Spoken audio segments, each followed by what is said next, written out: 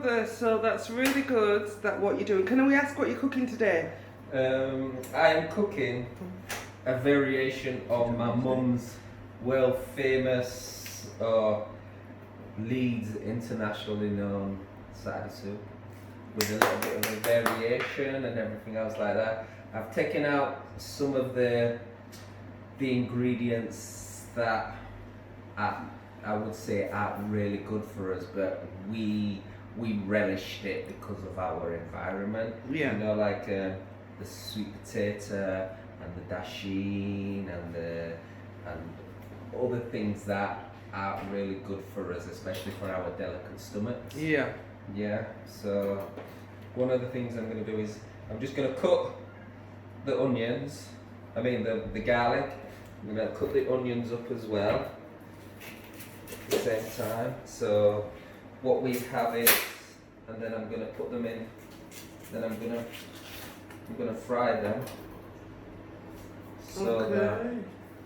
So is this actually a recipe that you experienced growing up? yes, I mean up to about 13, 14. My mum every Saturday she'd make soup for us. Wow.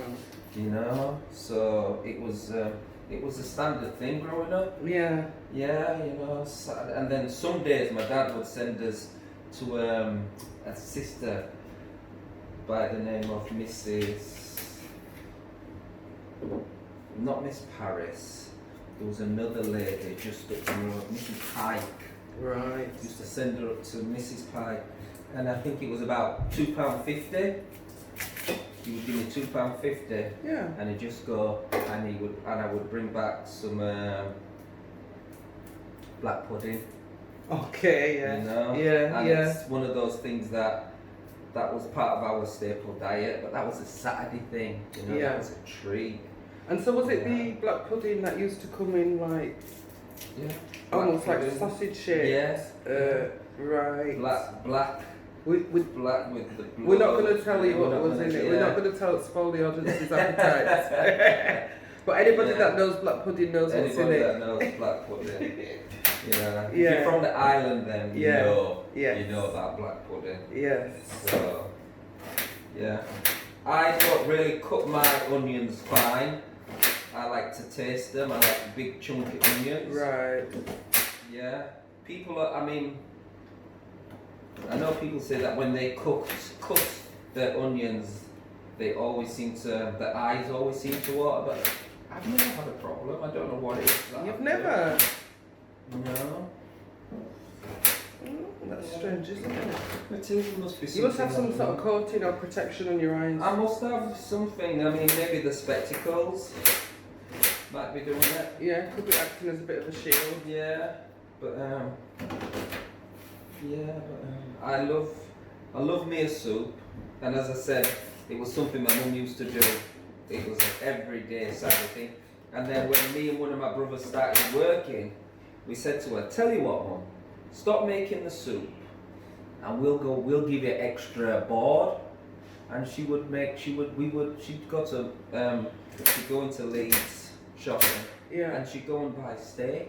Really? So on a Saturday, you know, it was weird. We had steak, and it was like, It's very posh. it was just, I don't know if it was posh, it was just something that you wanted to experience, because it's something you see on television, and Yeah. yeah, so we experienced having a steak, and I mean, the first time we ever went out to a restaurant as a family, I think I was about 22, and that's when I got my first car as well, and so we went to a Mexican. There was a Mexican in Leeds, Right. Leeds City Centre, and so we went to the Mexican, and all the way through the meal, my mum said, all she kept saying is, "I can cook this better than that. I can cook this better than that." Yeah, that was my mum. Yeah, and so it was years again before we all went out to a restaurant, because my mum, she could.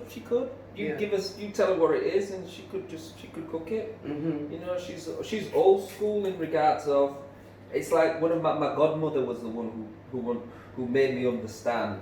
She says the difference between your mum and a lot of us, all of us growing up. Your mum grew up with older people, Yeah, so, and she always tells us she grew up with her grandmother till she was about 9. And then from 9 to when she was 17, when she came to the UK, Yeah. she lived with her aunt and her with her mum's sister, her aunt, yeah. And so my mum learned all the old ways of how they do things. She says, my godmother told me that, oh, your mum, she learned how to do cake, the way that the older people made cake and everything else like that. And Yeah. your mum knew how to, she learned how to sew clothes and make her own clothes. I know my mum once, I remember going with her into M&S and she saw the latest styles and everything else, and she just went round the corner to the shop that had the patterns, got the pattern and bought the cloth, and she back on her little sewing machine, Yeah. and she made her own clothing Oh, wow. and everything else. Yeah. That's very resourceful. She was, you know, but as I said, that's what my godmother said. It's because she grew up with a lot of older people, Yes. and the older people knew how to take nothing and make it into something. Yeah, so That's really important. And does she cook now? my mum, oh, give her the chance. To tell the truth, she's there's the dementia setting in, Okay. you know, Yeah. and excuse me. And one of the things that we've said between myself and my brothers and our wives is that we try not to get mum to cook as much as she Yeah. used to. Of course. Because I'll give you an example. One of my brothers said he'd gone shopping and he'd gone and bought a load of food and put it in the fridge and the freezer. And then he said he phoned her up and he says, I'm coming for my dinner, don't cook, I'll cook. When I got there about after 4 or 5 o'clock, Yeah. she'd cooked everything in the fridge, and my mum said, I've been stood at this cooker for nearly all day. She says, and nobody showed up for the food I'm gonna cook. And I says, yeah, but you weren't supposed to cook, love. Yeah. And no, so she Right. says, oh well, nobody told me, and I couldn't say to her, well, he phoned you this morning and told you not to cook. But I've had to say to my brothers, don't leave any food at mum's, you know. And the food was nothing wrong with it. It's just that she cooked everything. So obviously there was a lot of it. A lot of it. Yeah. Believe me. Right. Just talking about dementia for a second, or early onset dementia, which is what it sounds like. Yes. That is something that seems to be affecting a lot of our elders. I've noticed that I'm speaking to a lot of brothers and sisters. You know, there was a sister who actually went missing over the COVID. Right. So when we were on lockdown, Yeah. you know, and it was all on Facebook and everything in Leeds. You know how her mum's gone missing. Nobody'd seen her for a good 4 or 5 hours. I think I saw it actually. Is that the woman that she was found safe and well? Yes, Yeah. she was found safe and well. Yeah, but it's the same with my mum as well. She never told me until a couple of days later. She went, I didn't want to tell you because I was a bit embarrassed and I didn't know how you would take it. But I went shopping and I went, oh, what happened? She says, well, I got to the shop and everything else like that, and I'm knocking on the door, telling them to Leeds Market, telling them to open up. And this person asked me, oh, what can I do for you, love? She says, oh, I've just come to get some chicken and some vegetables, and I just thought I'd come into Leeds Market. And the person says, it's Sunday. Oh. You know, my mum says, oh, I was so embarrassed I didn't know what to do. So she says, I just came back on the bus and I never said anything until now to you. And I says, yeah, but you remembered. You know, normally you don't even remember what day it is. You know, and I jokingly say it to her like that, and she says, oh, leave me alone, give over. Yeah, so that's my mum, you know. Yeah. And as I say to the girls, my daughters, love every grey hair on her head. You know. Definitely. That's So your biggest cooking influence then, Brother Urban? it has to be my mum, because tell you why. She's got 4 boys. She's got 4 of us, and I'm the eldest of the 4. You know, overall there's 10 of us, but I'm my mum's eldest. Right. And my dad's second. Yeah. And so I remember my mum taking the four of us and saying, the women nowadays don't know how to cook, don't know how to wash, and they don't know how to look after themselves. So she just took us into the bathroom, got the soap, got the shirt or the whatever clothing. She made us all bend over in the bath, get the soap, and then showed us how to wash our clothes by hand. All washed, yeah. Took us all four of us. And I bet all four of you have made fantastic husbands. Well, you know what? We're all married. Yeah, exactly. All four of us are married, Yeah. so you know the sisters must have seen the potential. Yeah. Yeah, they must have seen something in us, you know. But it's like we have to take over in the kitchen. Yeah. You know. Would you say that you do more cooking at home than? Oh no, Elaine does the majority of the okay. cooking, but when I do cook, I make sure everybody knows. Yeah. You know. 'Cause I'm gonna cook some daddy food. Yeah. Oh no, Mum, tell Dad not to cook any more, Daddy, because we're gonna have it for the next 3 or 4 days. I can just imagine. Yeah. So, but now I've always loved cooking. You get to know what you like, Yeah. and once you know what you like, you get to develop your own little niche. Yes. Yeah, and so you see things that, you know, like first time going to a restaurant and like growing up in the 80s, you know, in a restaurant, the most glamorous thing was a fruit cocktail, or what's the other cocktail? Prawn cocktail. Prawn cocktail. Yeah, that was like, wow, gonna have a prawn cocktail for my starter. You know, but it's not until you realise what prawns were, and it's like, oh no, I don't want that. Yeah, and then it was like, you know, dessert had to be a cheesecake. You know, you didn't get cheesecake in Morrison's or at Tesco's. Yeah, sounds to me like you had quite a privileged upbringing. You did compared to mine. I don't know. We did those things once we started working. You see, Right. myself and my brothers. So you had your money in there to. So I'm gonna add my vegetables now. Yeah. Do you? Sometimes I normally just get the normal vegetables and just chop them all up. And depending on, sometimes I get this size as well because it's smaller, and you're not having a lot of food as well. Would you put all that in there? Add all of it, yeah, Oh, because you have to remember. Normally, when I'm doing a soup, I'm doing it for the family. Yeah. So, and I also make a portion for my mother-in-law and for myself and for my mum as well. Right. Yeah. So, can your brothers cook? Oh yeah. It was through one of my third brother. He was the one he ended up being a chef. Oh, so you've got a brother who's a chef? Yeah, he left. He was out of the four of us. He was the first to leave home, and he worked at. He started off washing bottles. Yeah. Washing, doing the washing up in the restaurant, in the kitchen, and then moved through, and he ended up being. He ended up doing the grills and doing the desserts and everything else, you know, at one of these fast food places that used to be there in Leeds. Yeah. Yeah, he used to do that. Okay. He started off doing that. I'm going to take my beans now and I'm going to wash them because they've been in the water.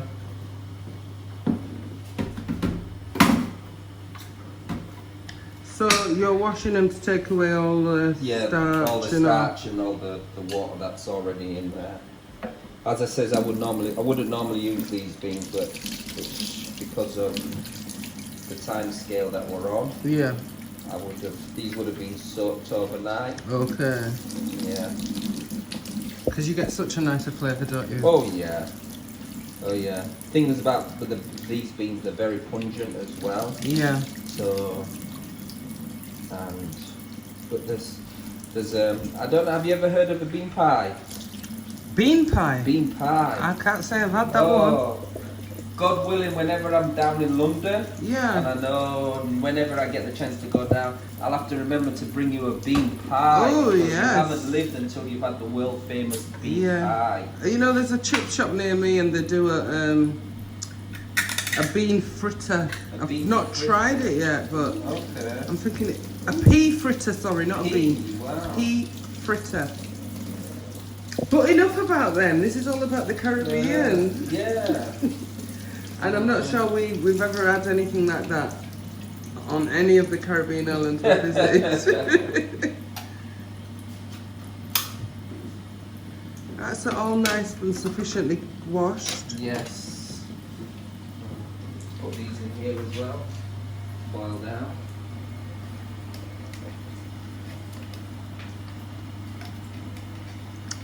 You know, soup to me is one of the nicest, most rewarding meals you can make. Yeah.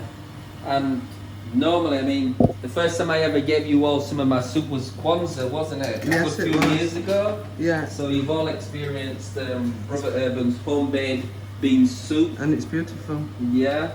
At the last Kwanzaa, I made it using vegan cream. Right. Yeah. That's why it had that thick consistency to Yeah, it. yeah. And everything else like that. And I used vegan butter.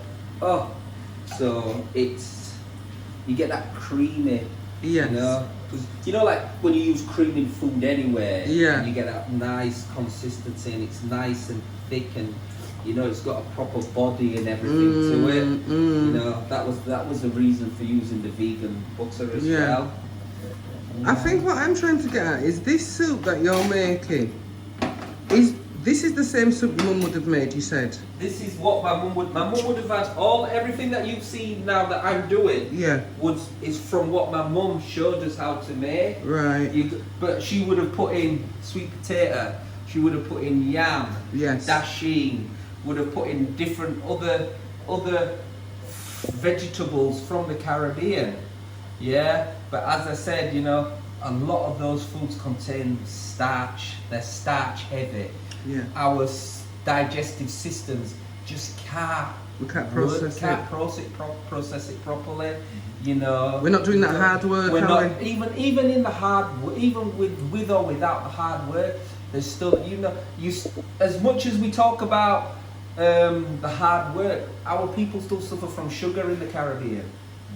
You know, diabetes is a big killer for us. But we got the sun. The sun is supposed to burn all that starch and all that sugar out of us, but it hasn't. You see, so we have to be asking ourselves, what's in our diet? Yeah, our diet's so terrible. Our diet is the worst. It is a slave diet. You know, it's not being disrespectful or anything else like that, but it was food just to keep us going, Yeah. keep us working. That's But right. what we did was we turned the worst part of the food into a cordon bleu. Yeah. We took the worst part of the food and it's Michelin style, not 5 stars. I'm talking Caribbean food is Michelin 10 stars because of what we can do with our food. Yeah. You know, we give it tastes that depending on which island you come from, you know, some call them drops, some call them just dumpling, some call them bakes, some call them rotis, some call them this, somebody calls the different islands the same food.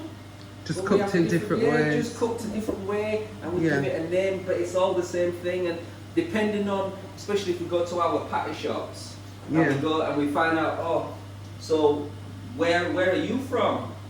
And they'll say, oh, I'm from so and so and so and so. But then they'll have a little variation because a family member is from a different island, so they'll give a little different way of how they do dumplings. You know, is it a fried dumpling? Is it a baked dumpling? Yeah. Is it a roti? Is it a Johnny cake? Yeah. Yeah, you know, Johnny cake or journey cake. Mm-hmm. Yeah, you know that if you've eaten a good Johnny cake, whether it's plain flour or wholemeal flour, you're full for the day. Yeah. Yeah, and as even when me and my mum were talking about it the other day, she says, I love your dumplings, but please only put 2 in for me because I can't eat no more than soup. And your soup's lovely, but I want to eat your soup, but you've gone and given me 3 and 4 dumplings and I can't eat them all, and I don't want to throw it away. So 2 dumplings, and the same with me because my mum used to do her dumplings, big dumplings. Yes. You know, either the round ones or like a wheel. Right. Yeah, she used to do, those were the two that she always did, round or a wheel style, you know, of dumplings, and they filled you up. I've got my mixed veg, my beans, all in there, all slowly cooking, and then I'm gonna be adding some of the things that I haven't. This is one of the things that my mum told me, every soup has to have it. Grace cock flavoured noodles. What flavoured? Cock flavoured noodles. I don't know what it is, but it's just cock flavoured noodles. It's actually called Grace cock flavoured noodles soup mix. Yeah. Yeah, and Quite famous in soups, isn't it? infamous, not even famous. I actually It's think, we'll infamous. have to look on the ingredients, but it might not actually have any Actually, cock in there. no, I'm not going to go through it, but where it always says that allergens is always in bold, and the biggest thing that they have on here is wheat. Right. Yeah, so, and looking at this, everything on here is vegetarian as well, Yeah, it is. even to the point of being vegan. It certainly is. Yeah, That's what I'm saying. They call it cock soup, but I'm not sure it's got any. no. But you can Chicken in get there. pumpkin one as well, and there's Yeah. another one you can fish. You can get Yeah. a fish soup. Fish tea. Yes. Yeah. So no artificial colorings, flavors or preservatives, and no added MSG. So established 1922. It's the first time I've ever really looked at it. But I just know my mum says always put that in your food.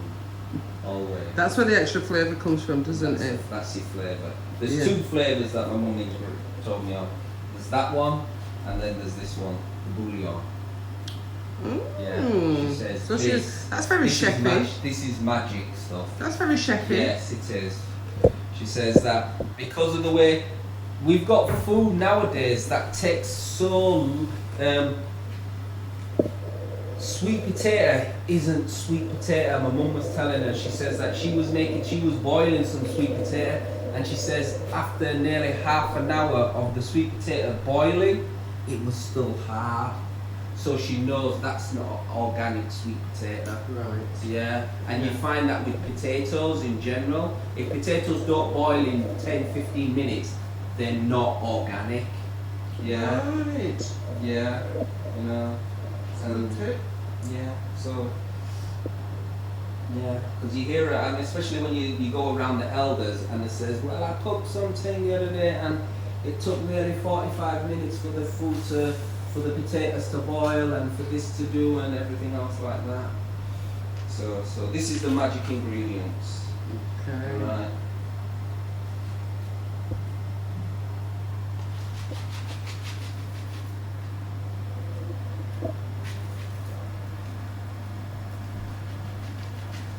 So you use the whole packet, yeah? Yeah, definitely.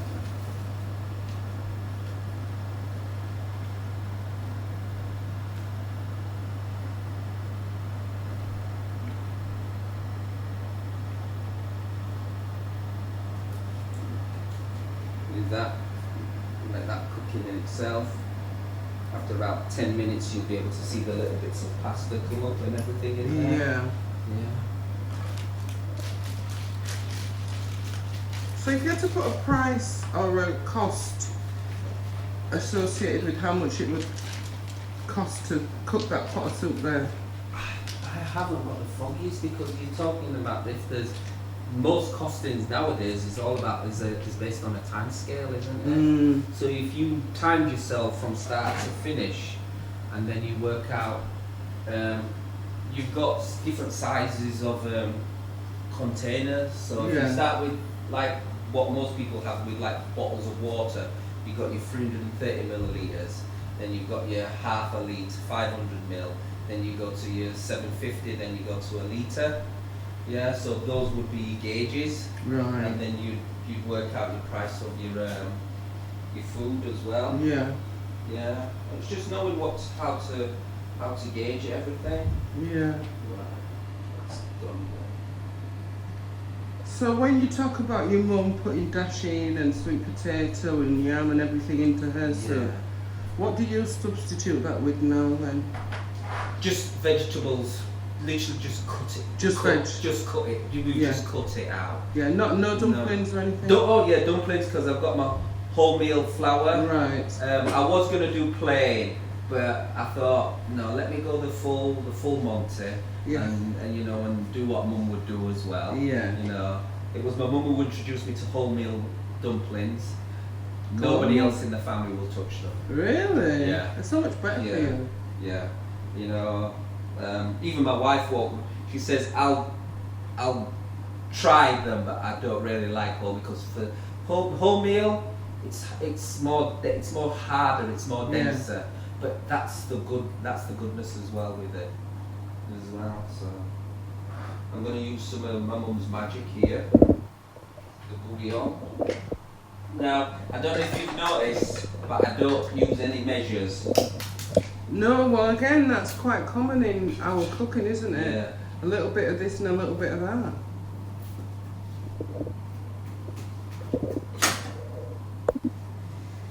Is this a bouillon? This is the bouillon. Yeah. And this is what I'm calling very chefy, because you don't This is a very get chefy. bouillon in the average house. No, you don't. You get bouillon in the average kitchen, Yeah. professional kitchen.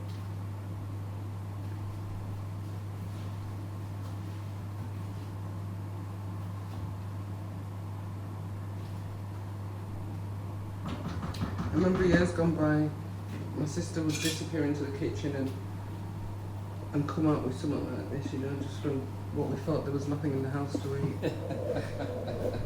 But isn't that the beauty as well? Because I know that my mum, she told us that as long as you got flour and water, you can't starve. Yeah. Yeah, because you got dumplings. Did your mum do fried dumplings as well? Yeah, fried dumplings. But what does she call them? Fried dumplings are Johnny cakes. Right. Yeah. Yeah. Because in Right. Jamaica it's fried dumplings. Yeah. Obviously in St Kitts it's Johnny Cake. Johnny cake, yeah. Dominica Bake. Bakes. Is it Barbados, Trinidad? You Yeah. got bakes or festivals? Yes. Yeah. So is it like you said, it's the same ingredients but Yeah. just Yeah, especially with like Barbados, Trinidad, they've got a lot of Indian influence. in yeah, their so the foods. roti, they're the best at Yeah. roti. Yeah. So my mum says there's two things that she always has. You've got turmeric and you've got cloves. Mm. Ground cloves, because exactly. But cloves, once it's in the food, oh boy, that's a whole different ball game altogether. Yeah.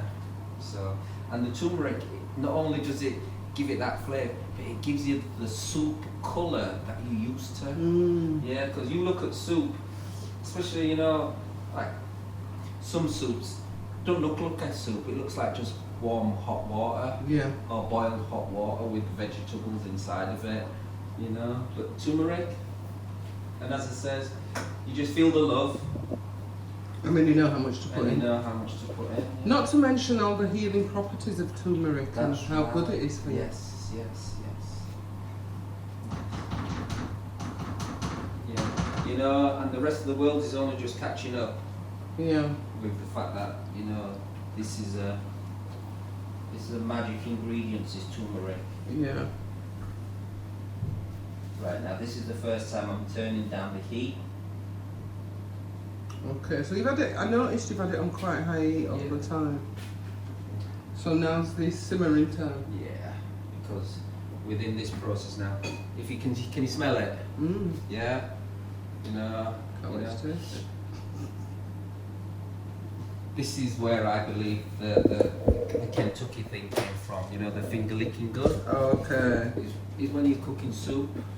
You know, and I know that one of the origins of soup is all the food that was left over throughout the week would go into the meal. Mm-hmm. Yeah, the food that was, you know, my mum says when she was growing up, her grandmother would have a hole in the ground Yeah. and a pot and a big pot or leaves, and she would cook the meal and everything there and then for whoever was there. You know, if a family member was Yeah. passing through or whatever, everybody got fed.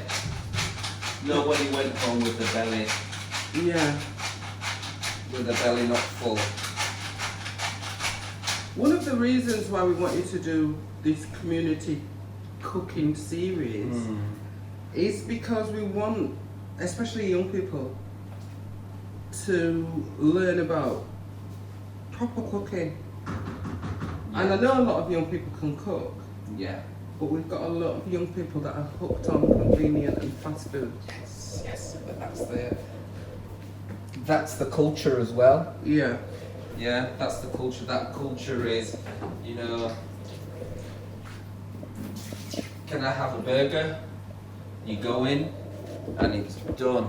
It's not even pinged. It's just however way they do it, and you have to then eat that, and then that has to go through your system, and the fast food as they call it. Yeah. That fast food, wow. They say that when you eat your meal, whatever meal you've eaten at that particular time of the day, should take 24 hours to go through your system. Yeah? Okay. So if you eat a breakfast, Yeah. then a lunch, Yeah. then a dinner, then a tea, then a supper, those 5 meals, each one is 24 hours. Wow. But how many of us go to the bathroom once a day, twice a day? I know some people who can't go to the bathroom once every 3 or 4 days because their system is completely just clogged up. Yeah. Yeah. So you have to say to yourself, well, you're eating something wrong, because I'm as regular as clockwork. Yeah. So I know that one of my daughters, she has to have food. She's not too, I'm just going to test this now. Okay. As hot as it is. Do you think it's important to taste it as you go along? Yeah. Because sometimes if you don't taste it and you finish, it, something may have gone off on it. Yeah. Yeah. So, Well, I know that but mine.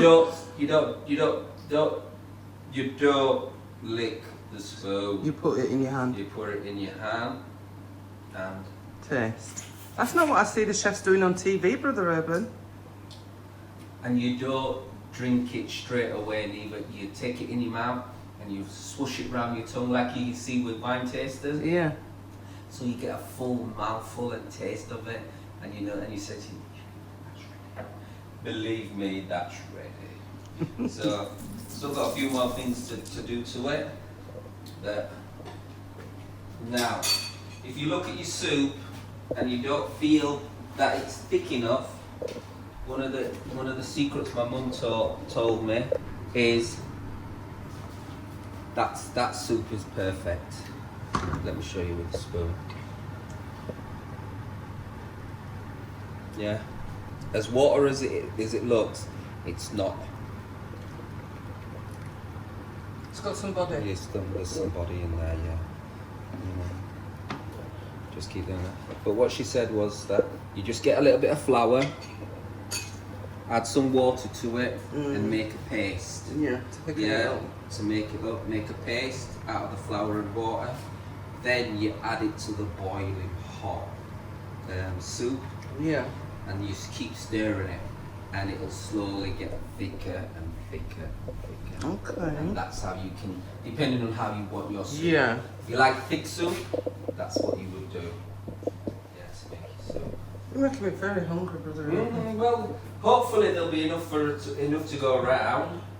Yeah. I have to remember I've got the old ladies to feed. Yeah. So. Yeah.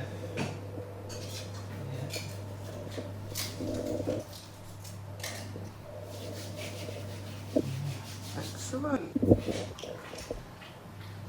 So what are you doing now, Brother Urban? I'm just gently teasing it.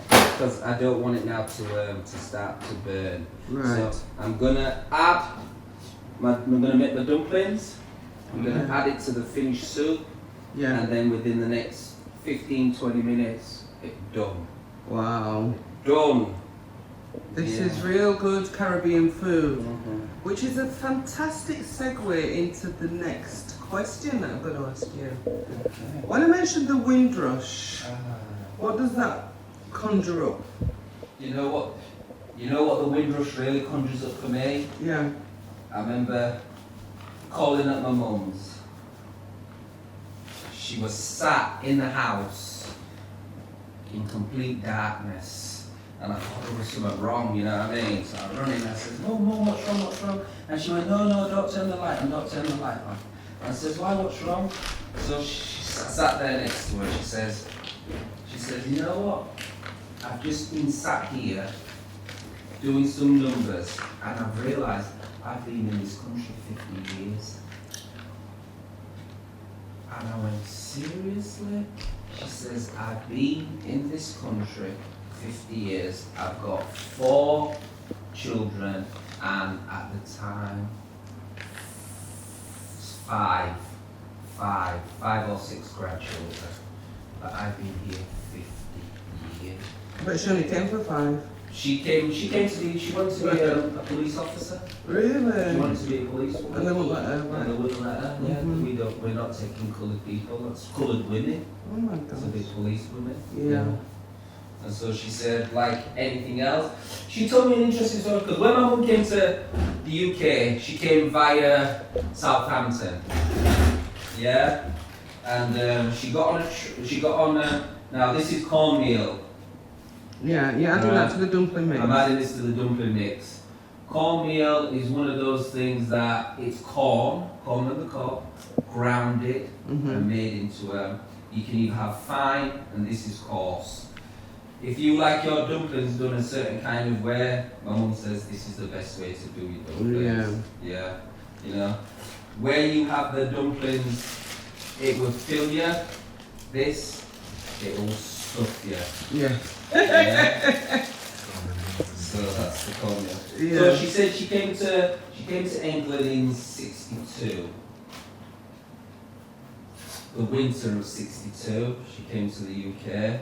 She came via Southampton, and she said she was stood at the Southampton train station, and she said this white gentleman came up to her and asked her what she was doing and where she was going, because it was her uncle who paid for her ticket. Right. Yeah. So she told him where she was going, the address and everything else, and he said to her, he says, "Oh, I'm from Sheffield as well. I'm just down here working." He says, "If you don't mind, you know, we can travel together, and I'll keep an eye on you and everything else." And my mum says, from Southampton to Sheffield, from Southampton to King's Cross, and from King's Cross to Sheffield, her and this white gentleman travelled together. Got to Sheffield train station, right? And he says, "What's the address?" And she told him the address, because black people, it was either on a piece of paper or you memorised it. Yeah. She told him where it was. He says, "Oh, I know where that is." She says, "We got in a taxi," and he took her to her uncle's house.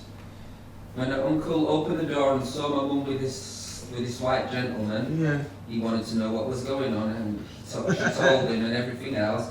And he said, "Come on in," sat him down, made him a cup of tea, stayed for an hour, then he went, and she said, "I never ever saw him again."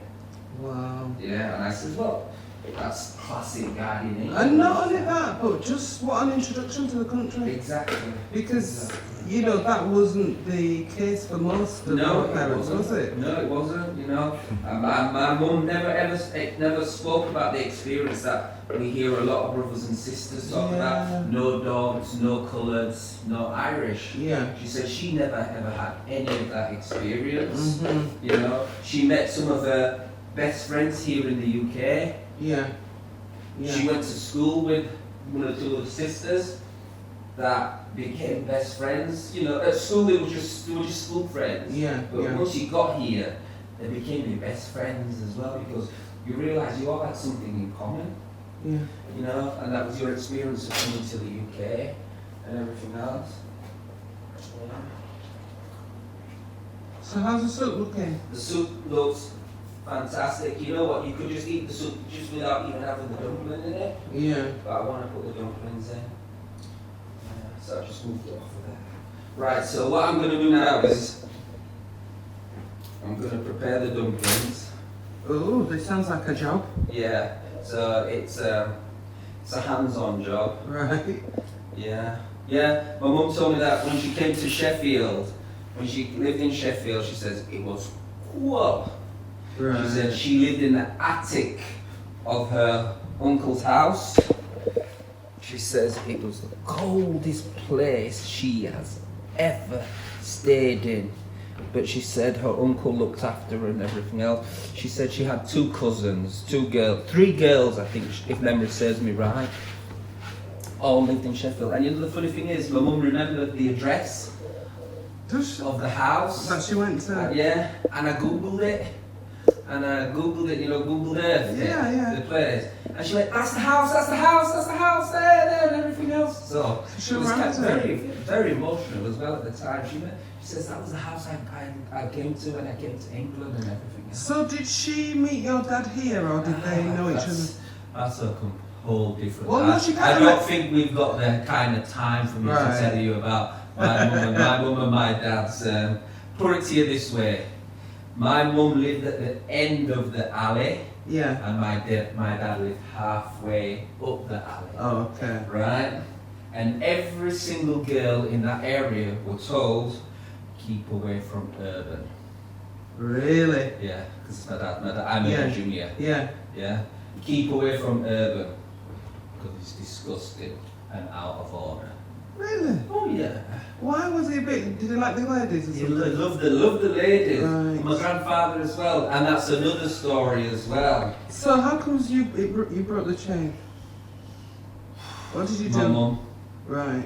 my mum, she says, can't have none of that madness going on in my house, not under my roof.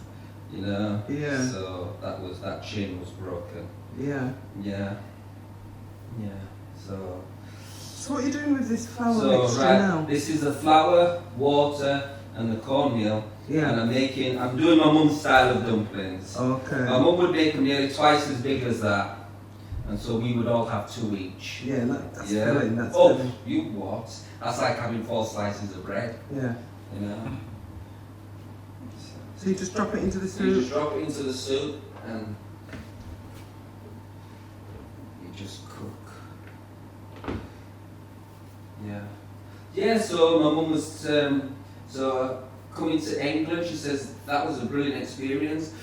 What they would do was every now and again, in order for her to find work, they would send them to old what they're called again now, army barracks, army barracks, and they would make. She said she made the bulbs or fitted the bulbs into televisions, Okay. electronics Yeah. into the televisions, and that's the job. That was the very first job she had here in the UK, in Okay. Sheffield. Yeah, and then there was always the big dances, and so there was a big dance for people in Sheffield. Right, but what she found out is that there wasn't that many people from St Kitts in Sheffield, so the next place to go over the ship was to Manchester. Right. Yeah, because a lot of St Kitts people from Manchester. Yeah. So she went over to Manchester. That's where she found all her friends, Okay. all in Manchester. And so everybody was telling her, leave Sheffield, come to Manchester, that's the place to be. But then when she was on the ship coming over, she met an older lady.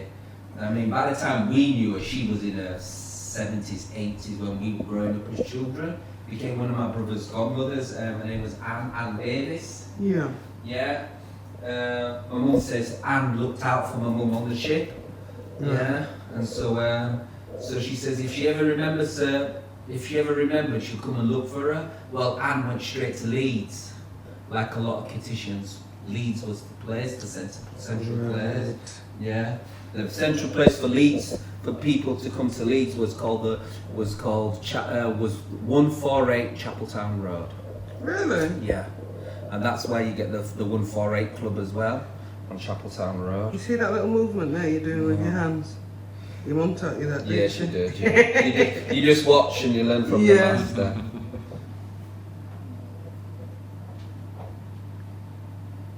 It's amazing. Yeah, and so Anne told my mum, Leeds is the place to be, get yourself to Leeds.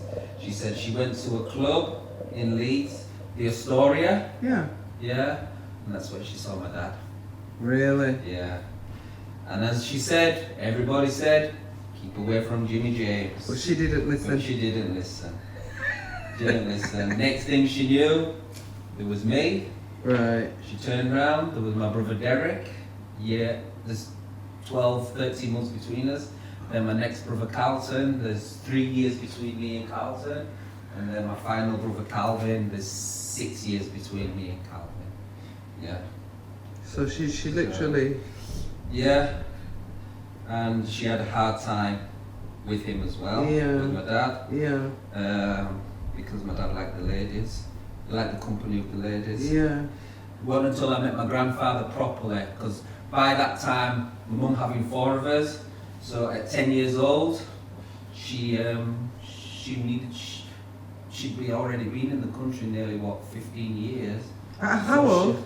By the time I got to 10. Oh, by the time you got to 10. Yeah, by the She's time I been got here to 15 10, years she's by been then. here nearly 15 years. Yeah, yeah. She had me when she was 23, so she would have been 33. Right. Yeah, when she decided to go back to St. Kitts, and so we went back in the summer of '76. For how long? Summer for 4 weeks. Okay. Because you could only get 4 weeks holiday. Yeah, yeah. With school. Yeah, so she took us, me and my brother, Yeah. Derek, back to St. Kitts. That was an experience because I met both grandfathers. Never got to meet our grandmothers, but met both grandfathers. That's And good. you get to understand and live and sleep in the places, in the homes where your mum and dad grew up in as well. And that was for me. That's what made it even more special, you know. My grandfather, my dad's dad, just a character, absolutely. My dad's mum, very quiet man, you know. His name was Frederick Thompson. Yeah. He was from the island of Anguilla. Yeah, came from Anguilla. Yeah. But then I remember trying to look his name up in telephone directory. No Yeah. such person as Frederick Thompson. Frederick James. Right. So when I went to St. Kitts for the second time, I was 22. Alright. I went on my own. And then my brother Calvin, he came. As I went for 4 weeks, my last 2 weeks, my brother Calvin came over with us, and so he stayed for 2 weeks. I was there for 4. Yeah. Yeah, and we both had enough money for us to fly over to Anguilla, and we spent some time in Anguilla. Beautiful Beautiful place. Beautiful is Anguilla, yeah. You know, and we met all my mum's brothers and sisters on her dad's side of the family. Right. Yeah, like all West Indians or Caribbeans, whichever one.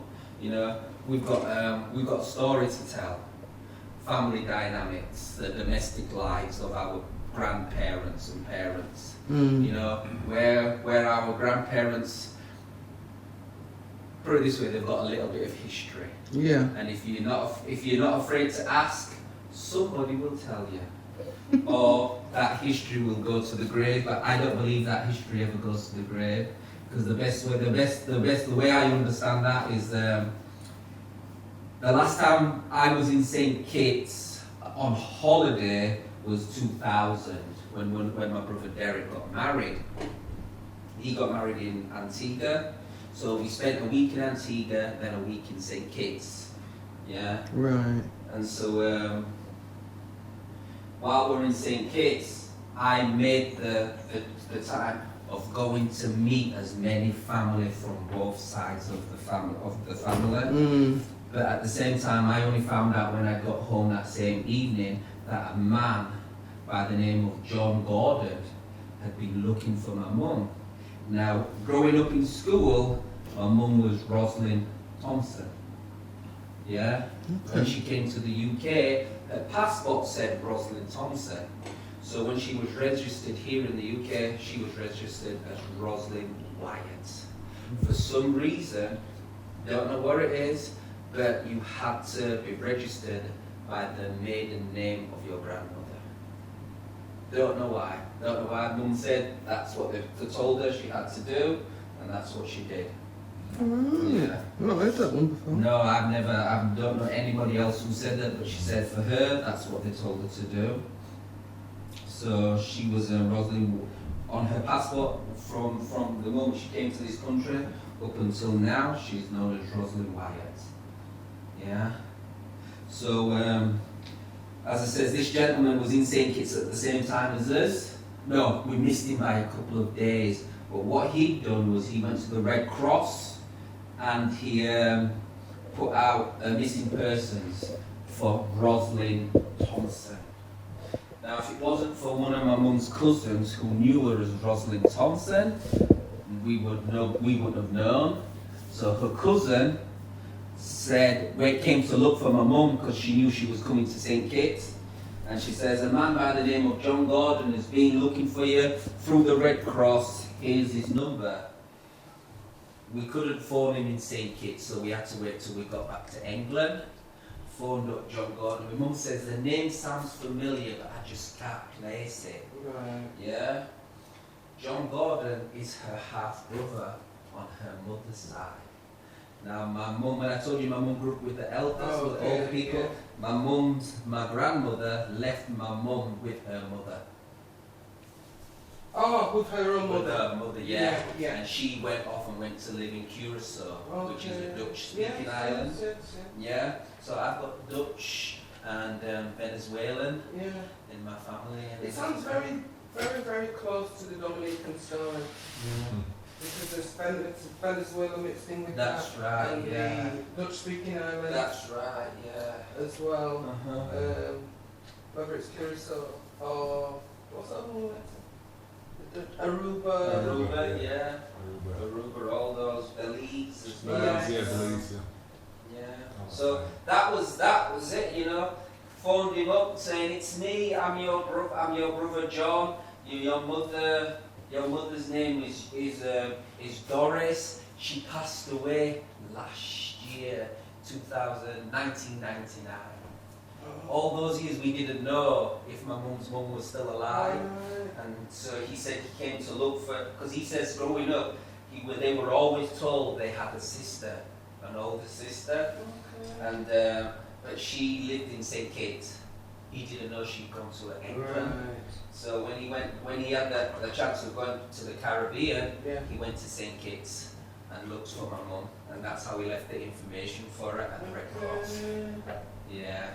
So we had a big, massive family get together in Holland and over here in the UK. My mum hadn't seen her siblings in over 50 years.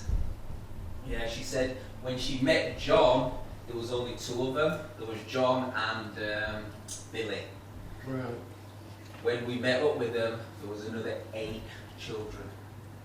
All big people with children. Their own and everything, children. yeah, with their own children and everything Wow. like that, yeah.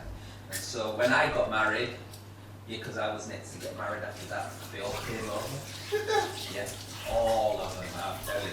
My mum cooks like you've never, you know when black women can cook? Yeah. She cooked, because we had the wedding and everything else, and my mum cooked so much food that weekend. Then we're still filming that. Yeah. That's really interesting. Yeah. My mum cooked so much food that weekend when I got married. So she did the catering for your wedding? No. We had a brother from Bradford Oh. who did the food.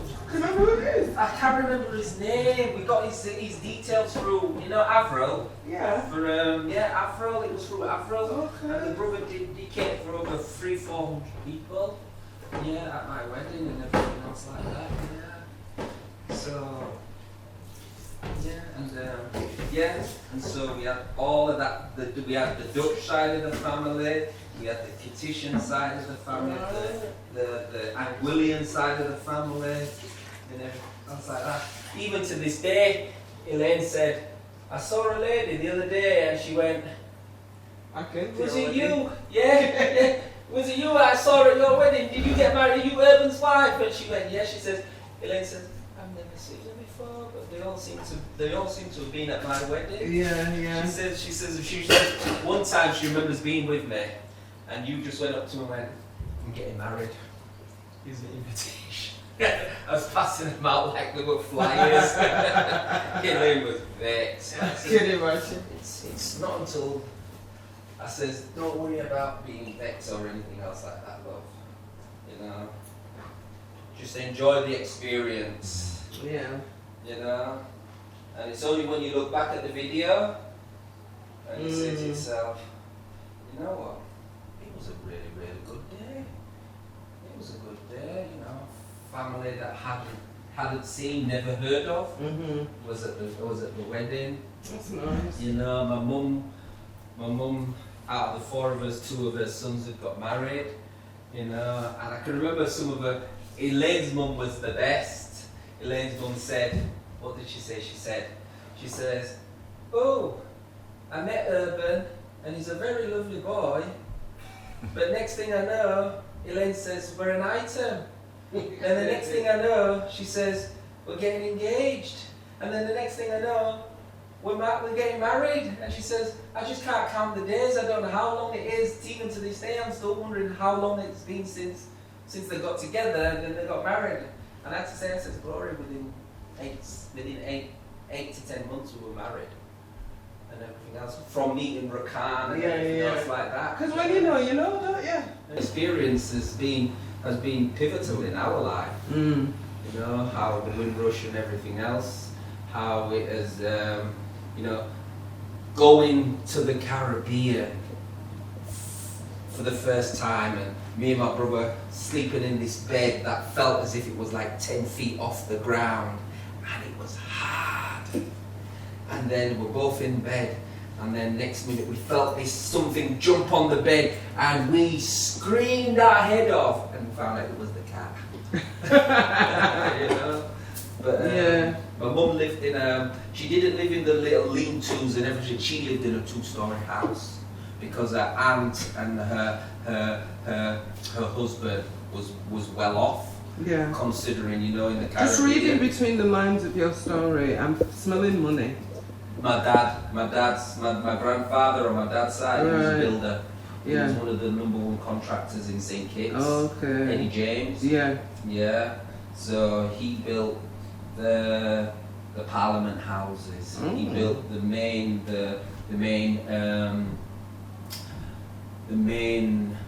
fire station in St. Kitts. He built, before they put the new one now, where the ocean liners came in, he built the main pier, and he was the one who designed that if you got loads of concrete and sunk them in the bottom, then put the wooden pins up, you'd be able to create these land spaces where people could come in and walk straight to the shore. That was his idea as well. These are all things I remember my grandfather telling me, because one of the things I've always kept a diary. That's good. Yeah, from like 13 over the years. That's brilliant. Always kept diary. So I've got meeting my grandparents for the first time. All those notes are in my special box. I've never opened them. So everything I'm telling you now is from memory. Wow. But if I was to go back and read them, I'd probably told you something completely different. But this is how I remember it as well. Yeah. You know, sitting with my grandfather, him telling me stories and everything else like that. So, a lot of people, when they think about the Windrush, they think about Jamaica. But clearly your family are not from Jamaica.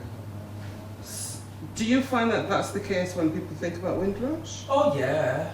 I mean, you know what?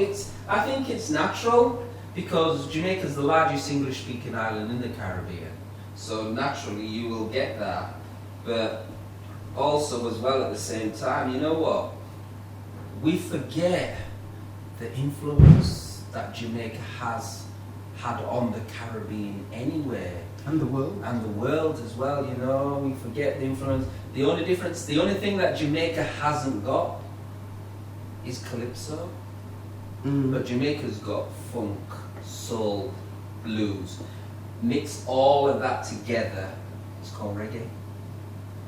Yeah, you know, and that to me is what makes Jamaica unique. You can go to different islands in the Caribbean, that's predominantly soca, and you can hear the African influence of the Zouse or Zeus music and everything else like that. So, you know, where in the Caribbean we've lost a lot of our culture, but at the same time we haven't.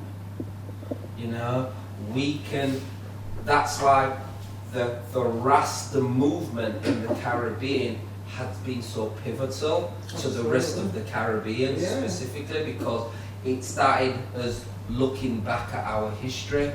I mean, in St. Kitts, you ask any Kittitian really born in the UK and ask them who's St. Kitts' national hero. Didn't know they had one. Who's Jamaica's national hero? Marcus Garvey. Then you've got Marcus Garvey, you've got Nani, you've got all of those greats that we all know about. But St. Kitts' national hero is a man called Robert Llewellyn Bradshaw.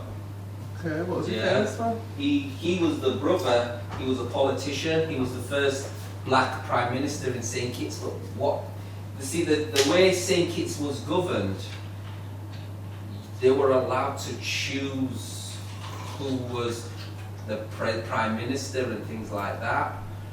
And so we're talking about in the 40s, 50s, 60s, they had a black prime minister, but the governor general was white. So even though he was the prime minister, he still had to answer to the governor general. Yeah. I need to turn this down really low. Okay. So you're turning it down really low? Really low now, because I want the dumplings to slowly cook now. Okay. Well, that's it, isn't it, for the most part for yourself? There's nothing else to add?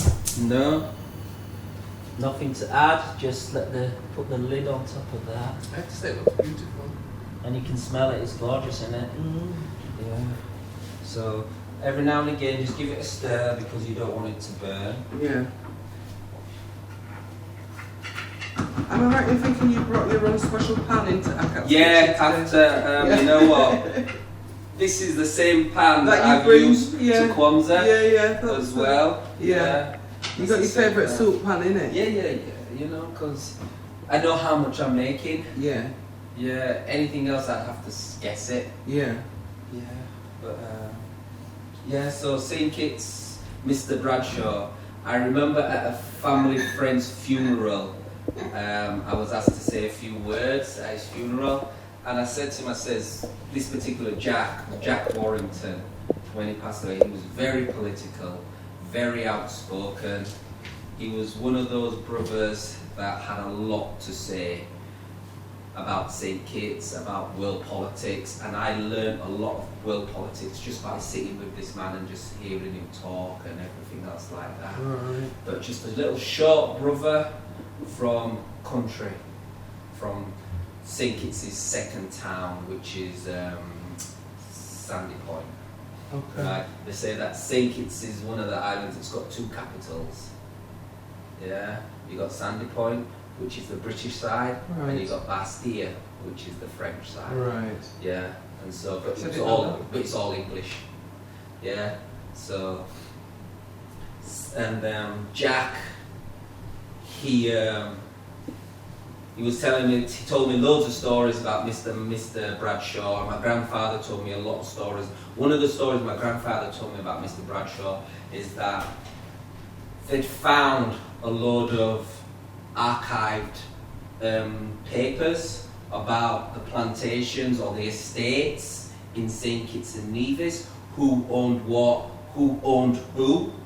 Huh? Yeah, in St. Kitts, and Mr. Bradshaw sent that to England for it to be for them to have the papers restored. Yeah. But while the papers were in England, he passed away, Mr. Bradshaw. So that those paperworks were never sent back to St. Kitts. Right. So somebody somewhere here in the UK has got all of that information that tells you and teaches you on the plantocracy history of Kittitian people as well. One of the things I remember, British Museum. yeah, it will be somewhere. I know that, like, concerning Mr. Bradshaw, I remember when we went to St. Kitts in 2000 for my brother's wedding, sat there on the plane, we get up to the plane and we come out and you see in big letters, the Robert Llewellyn Bradshaw International Airport. And I'm saying to myself, who's Robert Llewellyn Bradshaw? You know, and then I had to say, Mum, who's Robert Llewellyn Bradshaw? She went, oh, that's Mr. Bradshaw. Growing up, he was called Mr. Bradshaw, Right. but his name is spelled Bradshaw. Yeah. And this is a black man. This is a brother, yeah. Yeah. I googled him when I was doing some history on St. Kitts. Yeah. And very dark skinned brother with a big pronounced, very strong beard and moustache. Yeah. Yeah. Always in a suit. My grandfather said he always looked dignified, and the picture I found of him was absolutely the same picture that he told me about. Okay. Yeah. Yeah, so St. Kitts' his first national hero. I think they say the second person is Kim Collins, the athlete. Right. Sprinter. Yeah. Okay. History there for you folks. So this is St. Kitts, you know, this is the island that my parents grew up on. Yeah. I was never told or taught that I was Kittitian. He wasn't? No, never taught. I was told that I was Kittitian. You're born here. Right. You're born here. Yeah. And I think that's quite common as well, because a lot of Very, parents very felt they common. was holding us back Yeah. if they, you know, taught us everything, you know, from their island. Yeah. One of the We things. had to be English. Yeah. I remember going to I spent 4 weeks in America in New York, and I met my mum's best friend and my dad's best friend, and I stayed with them in New York. And from there, we had a cousin who'd come over from St. Kitts, and she was staying at the house, and she had the most beautiful accent I ever heard. It was so melodious, and I'm looking at my aunt and I'm saying, how come you don't talk like this? And I came home, I remember coming home and says, Mum, what happened to your Kittitian accent? You know, she says, well, you live here long enough, you lose it, don't So she you? lost it. They lost it like a lot of our parents. You know, the funny do. thing is, brother, when I used to go to Leeds as a teenager, I used to, obviously there's a lot of Kittitians in Leeds, and that's different to Bradford. Mhm. And one of the things I remember was the accent. I felt like everybody had that accent. No, some of them did. It's not till you get a bit older and you realise that until you go back to the island, you realise how much of the accent our They've people have lost. Going to Jamaica and you hear the Jamaican accent, then you come back here, we are pretending. We Yeah. are really pretending. Sure. Go to the wed. I mean, fortunately, we did a cruise. You know, when I said about my mum said I've been here on the island for 50 years, and I want to take my grandchildren to St. Kitts so that they can see where I came from and everything else. And I said, well, what about us? And she said, well, you sort out yourself, innit? So we all got ourselves together, and then we said, why don't we just have a cruise? So instead of just going to St. Kitts, we can do 6 islands. So I remember we did St. Kitts and St. Martin, Dominica. Oh, I can't remember the others, but finally finished off in Barbados as well. And that was brilliant with my brothers, their wives, That's some of the lovely. grandchildren, and there was about 22 of us. Right, that's a big Yeah, family holiday. yeah, you know, and They all got to see St. Kitts. They all got Yeah. to see where my mum and Grandad Urban came from as well. They all went to Dominica, got to see where the island in which Grandad Edwin was born and everything else like that as well at the same time. That's really good. Yeah, so, you know, it's interesting, you know, because I remember talking to a sister, because we were talking about Roots, The film? the original version, Yeah. and I remember saying to the sister, I says, oh, I remember Roots, I was about 9, 10 when Roots came out, and I says, there was no connection. I said to her, I says, I was told that my parents came from St. Kitts, so Roots is America, so that's got nothing to do, didn't have anything to do with us. And I'm saying, wow, that happened to black people in America. Right. Wow. 10 years down the line, I'm in America, soaking up all the hip hop culture and everything else like that. My cousin says, oh, do you read Urban? And I went, you're joking out, yeah? He went, here. And he gave me the book Roots. And I remember the series, so I started reading it. Then he says, and he took me to a bookshop and he says, buy this book, The Autobiography of Malcolm X. Got that? Then he says, and get this book here, Dick Gregory. Yeah?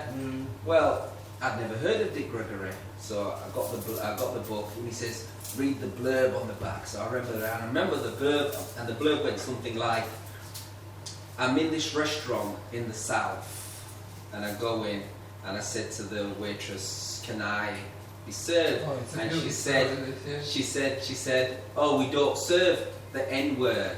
And he says, oh, I don't want one of He those. said it's fine, I don't eat Yeah, them. I don't eat them. He said, can I have a chicken? So anyway, he says, I'm sat at the table, and these 3 cousins come in, Ku Klux and Klan. And they sit at the table, and then my chicken comes and puts in front of me. And they say to him, they says, boy, whatever you do to that chicken, we're going to do to you.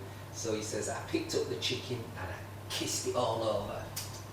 And that's Dick Gregory. Yeah. And when I studied looked at the history of Dick Gregory, we know Richard Pryor, we know Bill Cosby, Red Fox, and other comedians. Dick Gregory was up there, but he went into civil rights. Then he started doing his health food and things like that. Dick Gregory's things like that. And everything else. And that's the Dick Gregory most people know. They don't know of Dick Gregory, the comedian. Well, I did. Yeah. You knew it was clean. Yeah. So there's the soup. Oh, it looks lovely. That's the soup. This is the soup that has fed all your family. Yeah. All your Kept mum's us boys, going. kept you going. Kept us going. Batch is Yeah. going now. Batch is going So, now. Roots. Remember reading Roots, and it blew my mind. Right, what about the biography of Malcolm X? Well, that's another story. Malcolm. What I remember about that is the first page when I was born, Malcolm Little, in May the 19th in Lansing, May the 19th, 1922 in Lansing, Arkansas. Yeah. My father was named Earl and my mum was called, I think, remember saying that, Louise. And I'm reading this book and I went, oh my word, that's my birthday, May the 19th. Alright. So I shared my birthday with Malcolm X. So I'm reading this book and just getting, but Roots, got to read, because I realised Roots The book's all and about Malcolm that. X, they follow each other. They're both entwined because it's Alex Haley. Alex Haley met Alex Haley met Malcolm X. And Malcolm X told Alex Haley that your family used to be Muslim. Yeah? They came over from Africa and then they became Christians. Right. Alex Haley says, no, my family's always been Christian as far as I know and everything else. So Malcolm says, go and do your research. He couldn't get an interview with the Honourable Elijah Muhammad, so what he did was he interviewed Malcolm X. When Malcolm left the nation, right, Malcolm started telling Alex Haley his life experience. and everything else like that. Okay. Right? So you feel like Alex Haley was, sort of influenced by that? Yeah. On the making of Roots? On the making of Roots, yeah. Right. So Alex Haley, once he started studying what Malcolm had told him, Yeah. he went back to, and if you read in the book and you watch the TV series, he started interviewing his great aunts. Right. And his great aunts started telling him, well, the story goes back that there was an African by the name of Kinte, and he had a daughter by the name of Kizzy. And Kizzy had a son, 4 sons, but the one that we know of, his name was Tom the blacksmith. Tom's youngest daughter, his youngest daughter, she was the one who carried on the family line. Yeah, and so Tom's youngest daughter, she married a man by the name of, he owned the lumber company. I can't remember what the name of it. It'll come to me. And they had a daughter by the name of Bertha. And Bertha married Simon Haley. And Simon Haley is the father of Alex Haley. And he says he remembered the stories as a little boy, but he had to go out and verify those stories by doing his research, finding his old aunts, he went back to 3 or 4 generations of his family, looking for all these different people, because like you do, the family goes like that, don't it? Yeah. So only some of them knew the story of that. When you watch the Roots series, it says, and Kunta Kinte was stolen and brought to America, and he had a daughter gave her the name Kizzy, and then that's how you saw it in the series. But in the family tree, they'd lost all of that. Okay. Yeah, all they had was Kinte. All they had was Kizzy. He found Tom the blacksmith. Yeah, in the census. He went back further. He found his great grandmother Kizzy, and then he says that one of his aunts said there was a place called Ninopolis or Indianapolis. It turned out to be Indianapolis. Right. Yeah, that's where Kunta Kinte was brought to, and they just found African, the Gambia, by the name of, we gave him the name Toby. That's what he found The name in is the record. Toby. Yeah. So once Alex Haley started doing all that history, that research, through what he'd learned from Malcolm X, he wrote the book Roots. Yeah, and that changed a lot of people's perspective of everything that we know about what we call. I can remember going to school after watching Roots. That changed me. That changed everything at school, didn't it? Oh my god. It changed a lot of people. Yeah. Changed a lot of We people. were just like, I think that was the beginning of the militancy. Yes. Do you know what I mean? Before that, we just passed it. Doing hopscotch and doing whatever in playgrounds. As soon as that came out, game changer. It was a big game changer. I remember a lot of people getting beat up that day. Yeah, that day. Well, just that was the beginning. You had Roots, then the next generation. It was like, damn. I made my children watch it growing up. No, I tried to. Yeah. We tried to. I think the girls weren't ready for it. But I was 10 years old when Roots came out, so we would all sit Sunday night and watch Roots. And I think it's because there was nothing else for us. No. And whether black people were depicted in a good light or a bad light, just seeing black people on TV was, It is. And for us isn't all that to reach each interesting? other. Tell you what's interesting about what you've just said there, sister, is when I listen to black people in America talk about black people on the television. Yeah. Oh, so-and-so's on TV, but we can say the same thing. I remember seeing Cameo on Top of the Pops, and I'm saying, singing a Word Up. Yeah. Now, that was a big tune in the clubs. Yeah, but for them to come on to Top of the Pops and sing Word Up, it was like, Mum, can I use the phone? Yeah. No, you can't. There's nobody's ready. My brother perfected a way of each number he would hit the, 2, Yeah, you 4, tap it. I did it. 6, That's how you did it. You tapped 2. it. I tap it in here. And that's you tapped That's them what in, you did. and you could get the numbers. Yeah, you Yeah. could. You You tapped could, each yeah. number. You tapped each number, yeah. And so you phone your friend, said, Come Cameo's on Top of the Pops, it's on tonight, and everybody in the mum would what then you'd go to school Friday because Top of the Pops was on a Thursday. Yeah. And you'd see, you'd watch that, you'd talk about that was the big talk. So we plated up. Plated up. So it's looking great. So you've got the round dumpling, and you've got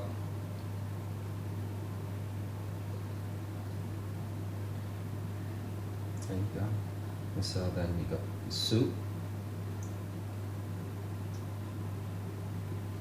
Now I'm not going to give you a lot because once you've eaten that, right? Yeah. Okay. I'll do a Nigella. Yeah.